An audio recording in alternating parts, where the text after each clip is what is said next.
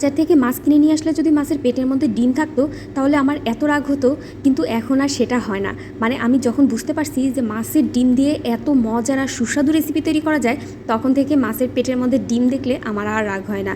এখন মনে হয় যে ডিম বরং থাকলেই ভালো, একটা সুন্দর রেসিপি তৈরি করা যায়। মজাদার মাছের ডিমের এই পাকোড়াটা তৈরি করার জন্য আমি প্রথমে মাছের ডিম নিয়ে নিছি, আর এটা ছিল রুই মাছের ডিম।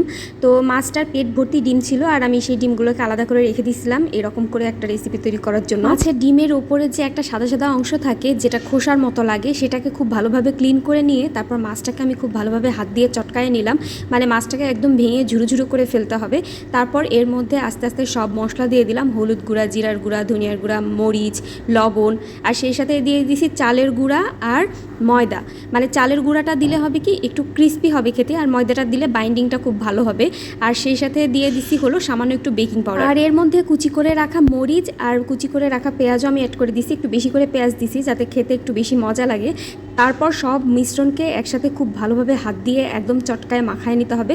এটা যত সুন্দর করে মাখানো যাবে তত বেশি মশলাগুলো একদম ডিমের সাথে মিশে যাবে, খুব মজা হবে খেতে। আচ্ছা, আমি তো আপনাদেরকে একটা কথা বলতে ভুলেই গেছি, সেটা হলো এই মাছের ডিমের রেসিপিটা করার জন্য কিন্তু অবশ্যই লেবুর রস ইউজ করতে হবে, কারণ লেবুর রসটা দিলে ডিমের যে একটা আষ্টে গন্ধ থাকে সেটা কিন্তু থাকবে না। সেই জন্য আমি 2 ফালি লেবু নিয়ে নিছিলাম, মানে লেবুর 2টা পিস নিয়ে নিছিলাম, খুব ভালোভাবে লেবুটা দিয়েও মাখায় নিছি। এবার সবগুলো ডিমের পাকোড়াকে আমি ভেজে নিব, আর এই পাকোড়াটা খাওয়ার পর আমার এত মজা লাগছে, এখন তো মাছের ডিমগুলো দেখলে রাগ হওয়া দূরের কথা, আমি উল্টা আরও এগুলো কিনতে চাই।